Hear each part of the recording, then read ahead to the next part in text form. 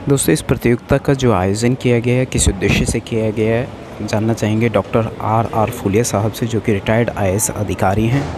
और एक समाज है, एक तबका है जो आज तक शोषित, वंचित, पीड़ित और तिरस्कृत बना हुआ है। उस समाज को अच्छी पोजीशन में लाने की कोशिश कर रहे हैं, जो बाबा साहेब का सपना रहा है, बहुजन महापुरुषों की क्रांति का दौर रहा है।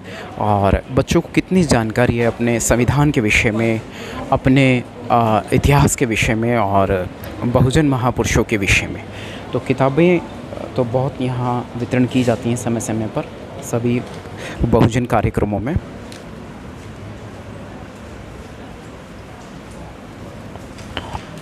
जैसा कि आप देख रहे हैं कि कैरियर काउंसलिंग सेशन, महापुरुषों को जाने प्रतियोगिता, साहित्य और संविधान पढ़ो पढ़ाओ अभियान। संयोजक डॉक्टर राजरूप फूलिया जी, आईएएस रिटायर्ड अधिकारी, महापुरुषों एवं संविधान को जाने प्रतियोगिता।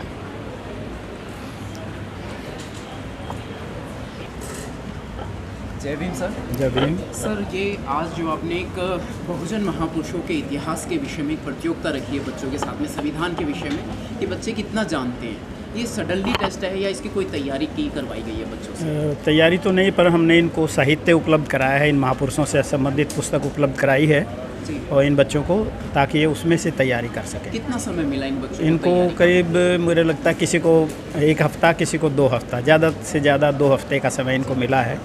लेकिन आगे हम जो कर रहे हैं प्लानिंग, उसमें हम इनको 1 महीने का समय देंगे ताकि अच्छी तरह से उनको। तो समाज की एक नई पौध आप तैयार कर रहे हैं जो बहुजन महापुरुषों का इतिहास जाने। हाँ, पौध तो ये तैयार है पहले से, लेकिन हम चाह रहे हैं कि इनके जो बहुमुखी विकास हो और ये अपने समाज के और पूरी दुनिया के और पूरे ब्रह्मांड और सारी जो भी इसमें चीज़ें हैं इनके जानने लायक, उनके बारे में जानें और प्रतियोगिता के माध्यम से जानें, ताकि आपस में कंपटीशन के माध्यम से उसको सीखें भी। और अगर ये अच्छा परफॉर्म करते हैं तो इनको प्रोत्साहित किया जाएगा, तो इनको अच्छा लगेगा। जी, एक छोटा सा महत्वपूर्ण सवाल है कि क्या इसमें जनरल कैटेगरी के बच्चों ने भी हिस्सा लिया इस प्रतियोगिता में? इसमें कोई कैटेगरी नहीं है, ये बच्चे हैं, सभी बच्चे हैं। और महापुरुष भी ये सभी कैटेगरी के हैं। अभी हमने 6 महापुरुषों को चुना है, जिसमें सर चौधरी छोटूराम जी हैं, बाबा साहब अम्बेडकर हैं, ज्योतिबा फूले हैं, सावित्रीबाई फूले हैं और शहीद भगत सिंह जी हैं, शहीद उधम सिंह जी हैं। तो इसलिए में कोई कास्ट या उससे संबंधित नहीं है। मतलब लगभग सभी बच्चों ने पार्टिसिपेट, सभी बच्चे और सभी। दिखाई दे रहा है बहुत अच्छी खासी भीड़ है और सिर्फ 2 हफ्ते की ये तैयारी है कि 2 हफ्ते में इतनी भीड़ है बच्चों की। तो अगली बार उम्मीद करते हैं कि इससे भी ज़्यादा। जी, अगली बार हम संविधान को जानने की प्रतियोगिता रखेंगे, 1 महीने का समय देंगे जी। और हमारा लक्ष्य है कि हम 1000 से ज़्यादा बच्चों को उसमें कम से कम इन्वॉल्व करेंगे। क्या बच्चों का ये लिखित टेस्ट है सिर्फ, या कभी ऐसा भी होगा कि जैसे वाइवा होता है कि वो भी आगे हम ऐसा करने की भी योजना करेंगे, लेकिन ये तो सिर्फ लिखित है, अभी जानकारी का है। पर आज भी हम यहाँ ये कर रहे हैं कि इनमें से कुछ बच्चे इन महापुरुषों पे खुद बोल के भी करेंगे, देंगे अपने, ताकि हमें ये पता चले कि इन बच्चों को जानकारी है उन महापुरुषों के विषय में। और हमने काउंसलर्स को बुलाया हुआ है यहाँ पे इन बच्चों को काउंसलिंग देने के लिए। डायरेक्टर HCS एकेडमी के अमित जी हैं चरखी दादरी से, वो आए हैं। और अनिल रंगा जी जो है, जो नीट की और JEE की ट्रेनिंग कराते हैं इंजीनियरिंग की, वो हिसार से वो आ रहे हैं। तो आज इन बच्चों को ये काउंसलिंग देंगे, इनको आगे का इनका रास्ता क्या होगा उसके बारे में मार्गदर्शन देंगे हम। ये काम भी 1.5 घंटे का सेशन रहेंगे इनके। डॉक्टर साहब, इसके अलावा आप और भी जो कार्य हैं बच्चों के उसको एक प्रतिभा को निखारने के लिए आपके और भी तरह तरह के आपका उनको प्रोत्साहित करते रहते हैं, तो क्या क्या आपने अभी तक कैसे कोई कार्य किए हैं उसके बारे में? तो मुख्य कार्य जो हमारा ये चल रहा है, जिसके नीचे ये प्रतियोगिता है, वो है संविधान और साहित्य और संविधान पढ़ो पढ़ाओ अभियान।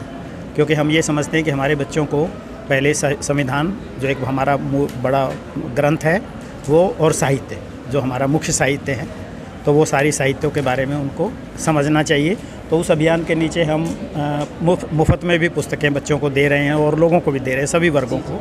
और हज़ारों पुस्तकें हम पहले दे चुके हैं और आगे भी हमारी ये योजना है। आज भी हम संविधान की पुस्तक जो है इन सारे बच्चों को देंगे। जी, बहुत अच्छा सामाजिक सहयोग और समर्थन है आपका कि समाज का आप इतना ध्यान रखते हैं। लेकिन सर, बहुजन महापुरुषों का इतिहास स्कूलों से क्यों छिपाया गया, क्यों वो पढ़ाया नहीं गया? क्या वो पढ़ाने लायक नहीं था? नहीं, ऐसी तो कुछ बात नहीं है कि पढ़ाने लायक नहीं था, पढ़ाने लायक है वो, और मेरे ख्याल में बहुत ज़्यादा पढ़ाने लायक है। लेकिन ये तो आप सब जानते ही हैं, हर एक इंसान जानता है कि कौन से इतिहास लिखे जाते हैं और कौन से इतिहास पढ़ाए जाते हैं। ये तो सदा की चली हुई चीज़ें हैं। लेकिन अभी भी ये खुशी की बात है कि कम से कम बहुजन लोगों के विषय में कुछ चिंता करने वाले, कुछ लेखक, कुछ आप जैसे लोग अपने चैनल और कुछ सोशल मीडिया के लोग और कुछ हमारे जैसे भी लोग जो इन चीज़ों के लिए एक चिंता करते हैं, तो वो अपनी तरफ से छोटे छोटे जो प्रयास हैं उनको शुरू कर रहे हैं और उनका रिज़ल्ट भी निकल रहा है। मैं समझता हूँ अच्छी शुरुआत हो रही है, पहले भी होती रही है छुट-पुट में, अभी भी हो रही है, मुझे लगता है वो और बढ़ेगी। समाज से आप जैसे वरिष्ठ नागरिकों में से कितने लोग आपके साथ में हैं? अभी काफ़ी हैं ऐसे, मतलब जहाँ भी अगर जाओ तो काफ़ी अच्छी परसेंटेज है जो ऐसी चीज़ों के साथ जुड़ती है, उसकी प्रशंसा करती है, उसमें सहयोग भी देती है।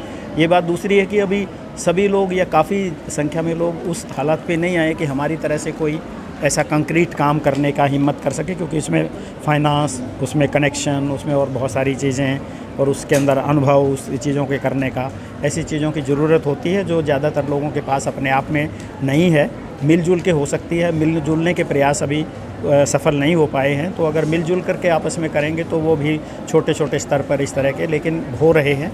कई लोग जो इतने हमारी तरह से IAS भी नहीं बने और जिनके पास अपना साधन पैसे भी नहीं है इतने, वो भी गाँव में, शहर में, छोटे अपने मोहल्लों में कुछ ना कुछ अपने प्रयास, कोई पाठशाला खोल रहा है, कोई बच्चों के ग्रुप बना के कुछ कार्यक्रम कर रहा है, कोई चेतना फैला रहा है, कोई बच्चों को प्रोत्साहित कर रहा है। तो इस तरह के बहुत जगह पे पहले भी होते रहे हैं और अब और बढ़ रहे हैं। जी, कोई सरकारी सहयोग? सरकारी सहयोग तो कुछ नहीं और हम चाहते भी नहीं हैं। उम्मीद कभी भविष्य में नहीं हो सकती नहीं है, इस आप तरह चाहते की, भी हाँ नहीं? नहीं, हम ये चाहते हैं कि इन चीज़ों से कैसे ये उठे कि सरकारों को ये काम करने पड़े। हम पहले जैसे मैंने पिछले सालों से 2-3 साल से मैं जो बच्चे बोर्ड में वो लेते हैं परीक्षा में अच्छा रैंक लेते हैं, उनको हम यहाँ सम्मानित करते हैं बुला के। तो वो जब से हमने किया है तो अब वो सरकारें भी चीफ मिनिस्टर के घर बच्चों को बुला के सम्मानित करने लग गई हैं और चीज़ें करने लग गई। क्या कोई इनाम में जैसे आपने कहा सम्मानित करेंगे तो पुरस्कार जो बच्चों को मिलेगा, विनर्स जो बच्चे रहेंगे, विजेता रहेंगे, कोई श्रेणी रखी गई है, प्रथम, द्वितीय, तृतीय, इसमें कुछ पुरस्कार खास हैं सर? हाँ, खास तो नहीं, अभी तो शुरुआत ही है छोटी सी। प्रथम पुरस्कार हमने 5100 रुपये का रखा है, 2100 रुपये का सेकेंड, 1100 रुपये का थर्ड और इसी तरह 6-7 और पुरस्कार 500 रुपये की बुक्स बच्चों को देने के लिए। अभी तो मतलब इनको छोटे से पुरस्कार से, जैसे इसका दायरा बढ़ेगा हम पुरस्कारों को बढ़ाएंगे। क्या एजुपम्प का इस्तेमाल करेंगे बच्चों को शिक्षित करने के लिए, बहुजन महापुरुषों का इतिहास बताने के लिए जी आने वाले समय? बिल्कुल बिल्कुल। बहुत बहुत शुक्रिया सर। Doctor R